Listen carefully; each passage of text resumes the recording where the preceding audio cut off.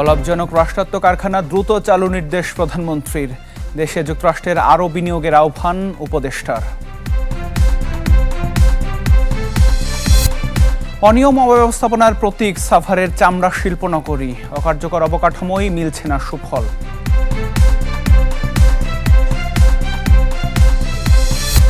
বাড়ছে বিদেশি ঋণের সুদ পরিশোধের চাপ। উৎপাদনশীল খাতে বিনিয়োগ বাড়ানোর পরামর্শ।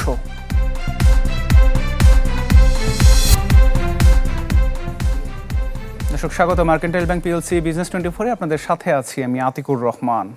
অলাভজনক ও বন্ধ থাকা রাষ্ট্রায়ত্ত কলকারখানাগুলো পুনরায় চালুর প্রক্রিয়া দ্রুত শেষ করার নির্দেশ দিয়েছেন প্রধানমন্ত্রী তারেক রহমান। এই লক্ষ্যে আনতে হবে প্রয়োজনীয় দেশি বিদেশি বিনিয়োগ। শনিবার প্রধানমন্ত্রীর কার্যালয়ে এই বিষয়ে অগ্রগতি নিয়ে অনুষ্ঠিত উচ্চ পর্যায়ের এক সভায় তিনি এই নির্দেশনা দেন।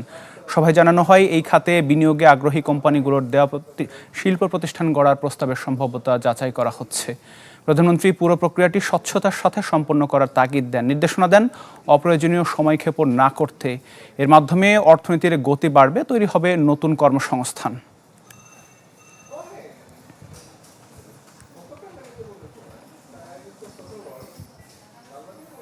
নীতিগত স্থিতিশীলতা ও বিনিয়োগ বান্ধব পরিবেশ তৈরির লক্ষ্যে নেওয়া হচ্ছে নানা পদক্ষেপ।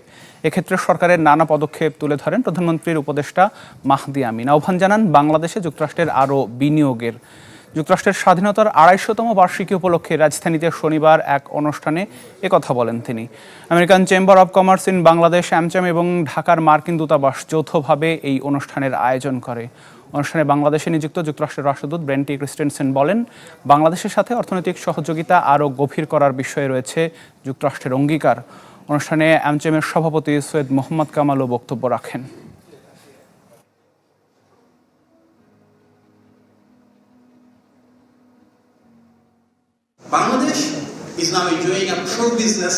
বাংলাদেশের ব্যবসা বাণিজ্যের পরিবেশ উন্নয়নে নানা পদক্ষেপ নেওয়া হচ্ছে। বর্তমান সরকার এক্ষেত্রে বদ্ধপরিকর। সুষ্ঠু পরিবেশে বাংলাদেশে আরও বিনিয়োগ নিয়ে যুক্তরাষ্ট্রের এগিয়ে আসা উচিত।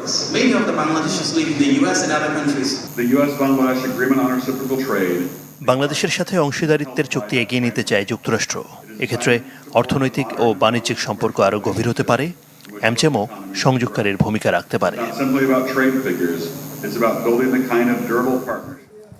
সাভারের চামড়া শিল্পনগরী এখন অনিয়ম, অপচয় ও ব্যর্থ ব্যবস্থাপনার প্রতীকে পরিণত হয়েছে। পরিবেশ বান্ধব শিল্প গড়ার নামে হাজার কোটি টাকার প্রকল্পে দৃশ্যমান হয়নি কাঙ্ক্ষিত ফলাফল। সিটিপি, ডাম্পিং ইয়ার্ড সহ গুরুত্বপূর্ণ অবকাঠামো অকার্যকর থাকায় ভেঙে পড়েছে প্রকল্পের মূল লক্ষ্য। অডিটে উঠে এসেছে শত শত কোটি টাকার আর্থিক অনিয়ম, বকেয়া ও অনুমোদনহীন ব্যয়ের চিত্র। সাভার থেকে ঘুরে এসে জানাচ্ছেন দেলোয়ার দোলন। সাভারের হেমায়েতপুর হরিণধরা জাউচর ঘেঁষে বিরাট এলাকা জুড়ে গড়ে উঠেছে চামড়া শিল্পাঞ্চল। দক্ষিণ তীর ছুঁয়ে বয়ে চলা ধলেশ্বরী বহন করছে উন্নয়নের ভার, আবার বর্জ্যের বোঝাও। প্রায় 2.5 দশক আগে চামড়া শিল্পের আধুনিকায়নে নেওয়া হয় এ শিল্পাঞ্চল গড়ার উদ্যোগ। তবে বহু চেষ্টার পরও পুরোপুরি ঠিক করা যায়নি শিল্পাঞ্চলের কেন্দ্রীয় বর্জ্য শোধনাগার সিইটিপি। স্বয়ং সরকারি দপ্তর সিএজির প্রতিবেদন বলছে, এ খাতে বরাদ্দ প্রায় 478 কোটি টাকা ব্যবহার হয়েছে ব্যাপক অনিয়ম, দুর্নীতি। পরিবেশ দূষণ রোধ ও আন্তর্জাতিক মান বজায় রাখতে 2017 সালে ঢাকার হাজারীবাগ থেকে সাভারে স্থানান্তর করা হয় চামড়া শিল্পনগরীকে। লক্ষ্য ছিল পাইপলাইনের মাধ্যমে ট্যানারিগুলোর কঠিন ও তরল বর্জ্য কেন্দ্রীয় পরিশোধনাগারে গিয়ে পরিশোধিত হবে। এর মাধ্যমে ট্যানারিগুলোর মিলবে আন্তর্জাতিক স্বীকৃতি। বিনিয়োগকারীদের সেবা নিশ্চিতে নির্মিত ওয়ান স্টপ সার্ভিস ভবনটিও পড়ে আছে অনেকটাই অলস। প্রতিবেদনে উঠে আসে প্লটের প্রিমিয়াম, সার্ভিস চার্জ সহ বিভিন্ন পরিষেবা খাতে বকেয়ার তথ্য। এছাড়া খালি পড়ে আছে শিল্প স্থাপনে বরাদ্দ পাওয়া বহু প্লট। এই সিটিপিটা হয়েছে, এখানে কিছু ডিজাইন ত্রুটি আছে। এই ডিজাইন ত্রুটির মধ্যে আপনার একটা হচ্ছে যে এখানে কোনো টার্সিয়ারি ট্রিটমেন্ট নাই, সেন্ট্রাল সেডিমেন্টেশন নাই, সেন্ট্রাল ক্রোম রিকভারি নাই। 25 থেকে 30% আমরা যেটা পাচ্ছি না, আমার ধারণ ক্ষমতার বেশি যেটা সেটা পাচ্ছি না। এগুলো গভর্নমেন্ট এখন রেকটিফিকেশন, আপগ্রেডেশন করার চেষ্টা করলে আপনি 100% এটা হয়ে যাবে। নিরীক্ষা প্রতিবেদন বলছে, মন্ত্রিসভার অনুমোদন ছাড়াই গঠন করা হয়েছে মালিকদের কোম্পানি, যাতে মানা হয়নি পদ্ধতি। অনিয়ম 30 কোটি টাকারও বেশি, যদিও এ নিয়ে কথা বলতে রাজি হয়নি কেউই। সরকারি নিরীক্ষায় উঠে আসা তথ্য বলছে প্রকল্পটি ঘিরে নিষ্পত্তিহীন রয়েছে ৪৭টি অডিট আপত্তি, যেগুলোর আর্থিক মূল্য কয়েকশো কোটি টাকা, যদিও এরই মধ্যে হয়েছে হাজার কোটি টাকার বিনিয়োগ।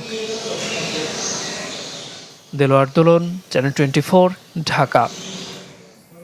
চলতি অর্থবছরের 11 মাসে সুদ ও আসল মিলিয়ে রেকর্ড $413 কোটি বেশি পরিশোধ করেছে সরকার। প্রতি মাসে বাড়ছে ঋণ ও সুদ পরিশোধের সূচক।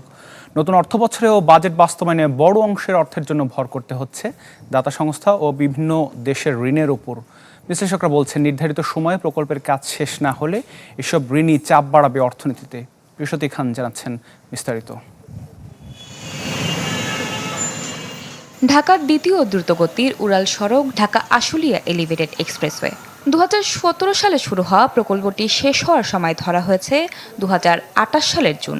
এরই মধ্যে মেয়াদ বেড়েছে 3 দফায়, ব্যয় বেড়েছে হাজার কোটি টাকা।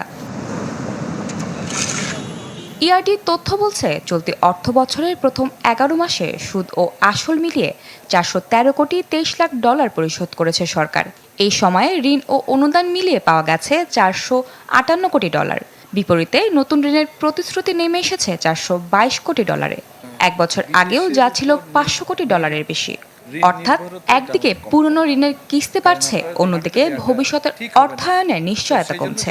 তবে আমাদের নিজস্ব যে রেভিনিউ মোবিলাইজেশন অর্থাৎ ফিসক্যাল স্পেসটা বাড়াতে হবে, তাহলে আমরা আমাদের বাজেট ঘাটতিটাও কম হবে, ব্যাংকের উপর নির্ভরশীলতা কমে যাবে এবং বিদেশি ঋণের উপরও আমাদের নির্ভরশীলতা কমে যাবে এবং বাজেটে যে ইন্টারেস্ট পেমেন্টের যে একটা চাপ থাকে সেটিও আস্তে আস্তে কমে যাবে। বিশ্লেষকদের মতে, নিশ্চিত করতে হবে বিদেশি ঋণের ঠিকঠাক ব্যবহার। অর্থ ব্যবহার বাড়াতে বিনিয়োগ করতে হবে উৎপাদনশীল খাতে। প্রত্যেকটি প্রকল্প তৈরি করার আগে যে আমাদের ফিজিবিলিটি স্টাডি আছে, অর্থাৎ এটার যে সম্ভাব্যতা যাচাই করা হয়, সেই সম্ভাব্যতা যদি আমরা যথাযথভাবে বৈজ্ঞানিকভাবে নিরপেক্ষভাবে যদি আমরা করতে পারি, তাহলে সেই অনুযায়ী যদি আমরা ঋণ সংগ্রহ করি, তাহলে সেই ঋণটা শোধ করার ক্ষেত্রে আমাদের তেমন চাপ পড়ার কথা না। নতুন অর্থ বছরের বাজেটে রয়েছে প্রায় $2.5 লাখ কোটি টাকার ঘাটতি, যা পূরণেও ভর করতে হচ্ছে বিদেশি নতুন ঋণের অর্থে। প্রিয়সতী খান, চ্যানেল 24, ঢাকা। নতুন অর্থ বছরের শুরুতেই নিত্যপণ্যের বাজারে যেন আগুন লেগেছে। বেশিরভাগ পণ্যের দাম বৃদ্ধির বিপরীতে কমেছে অল্প কিছু জিনিসের দর। দামের এই ঊর্ধ্বগতিতে প্রতিদিনই সামর্থ্যের সঙ্গে আপোস করছেন সাধারণ মানুষ। প্রকৃতির মতোই উত্তপ্ত নিত্যপণ্যের বাজার। মাছ, মাংস, ডিম, সবজি থেকে শুরু করে বেশিরভাগ জরুরি পণ্যের দামই ঊর্ধ্বমুখী। ক্রমবর্ধমান এই মূল্যের সঙ্গে আয় ব্যয়ের সামঞ্জস্য মেলাতে হিমশিম খাচ্ছেন ক্রেতারা, কিন্তু কোথাও মিলছে না স্বস্তি। ফলে বাড়ছে অসন্তোষ আর ক্ষোভ। প্রত্যেকটা জিনিসের লাগামহীন দাম। আমাদের প্রত্যাশা হচ্ছে আমাদের জন্য যদি জিনিসপত্র যদি দ্রব্যমূল্যের দাম কমে, তাইলে সবচাইতে ভালো। 120 টাকা শশা ধরতেছে, তো এটা তো আমাদের জন্য কষ্টকরই হয়ে যায়। শসা, গাজর, টমেটো ও বেগুন সহ বেশিরভাগ সবজির দাম কেজিতে বেড়েছে 20 থেকে 30 টাকা পর্যন্ত। দাম বৃদ্ধির কারণ হিসেবে বৃষ্টি আর পরিবহন খরচের গদ বাঁধা অজুহাত দেখাচ্ছেন দোকানিরা। ব্যাগ বৃষ্টির কারণে সম্পূর্ণ মালের দাম বাড়ছে, আর এবং ফসল এখন কম হইতে আছে। দেশি মাছের ভাই সবসময় দাম থাকে, ভালো জিনিস দাম থাকবে। ওদিকে স্বস্তি নেই আমিষের বাজারেও। কোরবানির ঈদের পর কিছুটা দাম কমলেও 1 মাসের ব্যবধানে সব ধরনের মাছ আর মুরগির দর বেড়েছে কেজিতে 10 থেকে 20 টাকা পর্যন্ত। 70 টাকা ছিল, 80 টাকা হয়েছে, 10 টাকা বাড়ছে। আর সোনালী মুরগি আপনার পাশে 320 টাকা ছিল আগে, 350, 340 টাকা করে নিচ্ছি কেজি আর কি। আগের থেকে মোটামুটি দাম একটু বেশি। আর খাদ্যের দাম বেশি, খাদ্য এক বস্তা খাদ্যের দাম 3500 টাকা। এদিকে প্রায় সব ধরনের চালের দাম কেজিতে বেড়েছে 1 থেকে 1.5 টাকা পর্যন্ত। এতে খেটে খাওয়া মানুষ পড়েছেন বিপাকে। তাদের দাবি, সরকারের পক্ষ থেকে বাজার মনিটরিং জোরদার করার। রৌনক মাহমুদ সৌরভ, চ্যানেল 24, ঢাকা। স্বাস্থ্য খাতে সরকারের বিনিয়োগের সর্বোচ্চ সুফল নিশ্চিতে পরিকল্পিত ব্যয়ের উপর গুরুত্ব আরোপের কথা জানান বাণিজ্যমন্ত্রী খন্দকার আব্দুল মুক্তাদির। সিলেটের স্বাস্থ্যসেবা সংশ্লিষ্ট বিভিন্ন প্রতিষ্ঠানের কর্মকর্তাদের সাথে মতবিনিময় সভায় একথা বলেন তিনি। একটা কাজ এফিশিয়েন্টলি করা, যাতে যে উদ্দেশ্যে করা সেটার সার্থকতা থাকে, সেই রিটার্নটা পাওয়া যায়। আমরা চেষ্টা করব গরিব দেশ যে বরাদ্দই আছে সেটার পুরোপুরি বরকত যেন পাই, সেটার জন্য আমরা সমন্বিতভাবে চেষ্টা করব। কৃষকের ন্যায্য মূল্য নিশ্চিত এবং মধ্যস্বত্বভোগীদের দৌরাত্ম্য কমাতেই কৃষি কার্ড বিতরণ করছে বর্তমান সরকার। চট্টগ্রাম সহ সারা দেশে প্রান্তিক পর্যায়ে মিনি কোল্ড স্টোরেজ নির্মাণেরও উদ্যোগ নেওয়া হয়েছে। এসব কথা বলেছেন কৃষি, মৎস্য ও প্রাণী সম্পদ মন্ত্রী মোহাম্মদ আমিনুর রশিদ। চট্টগ্রাম সার্কিট হাউসে 2 মন্ত্রণালয়ের মাঠ পর্যায়ের কর্মকর্তাদের সাথে মতবিনিময় সভায় তিনি বলেন, মিনি স্টোরেজগুলো সচল রাখতে সোলার প্যানেলও স্থাপন করা হবে। ধান উৎপাদন বাড়াতে নানান পরিকল্পনার সাথে হাওড় অঞ্চলে প্রাকৃতিক দুর্যোগ নষ্ট হয়ে যাওয়া রোধে আধুনিক যন্ত্রপাতি কিনতেও কাজ করছে সরকার। এছাড়া ইলিশের উৎপাদন বৃদ্ধি এবং জেলেদের স্বার্থ রক্ষায় দাদনদারদের প্রভাব কমাতেও সরকার কাজ করছে বলে জানান মৎস্য ও প্রাণী সম্পদ মন্ত্রী।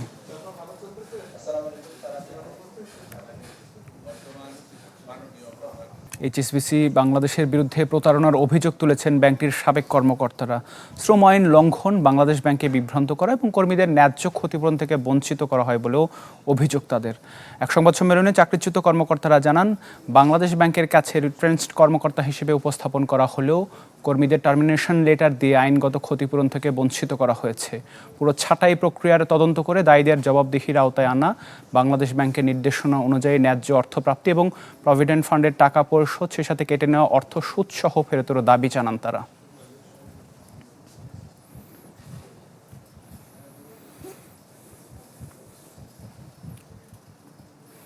ইলন মাস্কের মহাকাশ সাম্রাজ্য এবার এক অভূতপূর্ব উচ্চাকাঙ্ক্ষায়। 10,000 থেকে বাড়িয়ে এবার 10 লাখ স্যাটেলাইট পাঠানোর পথে স্পেসএক্স।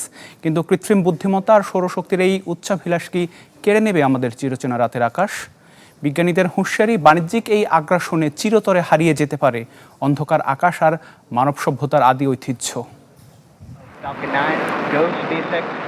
মহাকাশে ইলন মাস্কের সাম্রাজ্য বিস্তারের উচ্চাকাঙ্ক্ষা এবার এক অভূতপূর্ব মাত্রায়। এবার 10 লাখ কৃত্রিম উপগ্রহের এক বিশাল প্রকল্প তৈরির অনুমতি চেয়েছে স্পেসএক্স। লক্ষ্য মহাকাশ ভিত্তিক কৃত্রিম বুদ্ধিমত্তা বা এআই ডেটা সেন্টার এবং সৌরশক্তি ব্যবস্থাপনা স্থাপন। তবে এই উচ্চাকাঙ্ক্ষী প্রকল্প পৃথিবীর চিরচেনা রাতের আকাশকে চিরতরে বদলে দিতে পারে বলে হুঁশিয়ারি বিজ্ঞানীদের। বর্তমানে কক্ষপথে সক্রিয় স্যাটেলাইটের 2/3 স্পেসএক্সের দখলে। অ্যামাজনের লিও যখন মাত্র 300 স্যাটেলাইট নিয়ে এগোচ্ছে, তখন স্পেসএক্স তাদের স্টারলিংক নেটওয়ার্কে 34,500 উন্নতি করার লক্ষ্য নিয়েছে। যুক্ত হয়েছে রিফ্লেট অরবিটালের মতো প্রতিষ্ঠানের পরিকল্পনা, যারা 50,000 আয়নার মাধ্যমে রাতেও সূর্যালোক প্রতিফলিত করতে চায়। গবেষকদের মতে একটি রশ্মি পূর্ণিমার চাঁদের চেয়েও 4 গুণ বেশি উজ্জ্বল হতে পারে, যা রাতের আকাশকে 3 থেকে 4 গুণ উজ্জ্বল করে দেবে। প্রকল্পের ফলে সবচেয়ে বড় হুমকিতে পড়বে জ্যোতির্বিজ্ঞান ও পরিবেশ। ব্রিটিশ রয়্যাল অ্যাস্ট্রোনমিক্যাল সোসাইটির মতে এই কৃত্রিম উজ্জ্বলতা $1 বিলিয়ন মূল্যের মহাকাশ গবেষণার তথ্যে অন্তত 10 ভাগ বিঘ্ন ঘটাতে পারে। ব্যাহত হবে রেডিও টেলিস্কোপের অতি ক্ষুদ্র সংকেত গ্রহণ প্রক্রিয়া। অন্ধকার আকাশ হারিয়ে যাওয়ার শঙ্কা এখন স্থানীয় কোনো সমস্যা নয়, বরং এক চরম বৈশ্বিক সংকটের রূপ নিয়েছে। Desk report, channel 24। দর্শক, এই ছিল মার্কেন্টাইল ব্যাংক পিএলসি বিজনেস 24 এর রাতের আয়োজন। ধন্যবাদ সাথে থাকার জন্য।